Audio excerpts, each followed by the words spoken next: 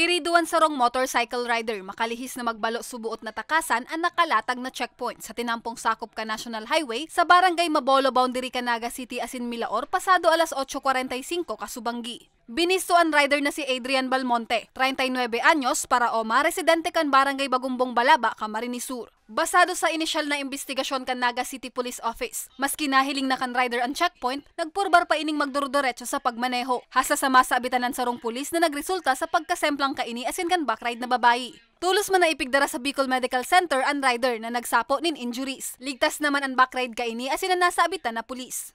Ang natin, assist niya, wala siyang planong tumigil. So nung pinag-down siya, wala siyang planong tumigil. So meron naman po siyang lisensya and yung motorcycle ay may plaka naman.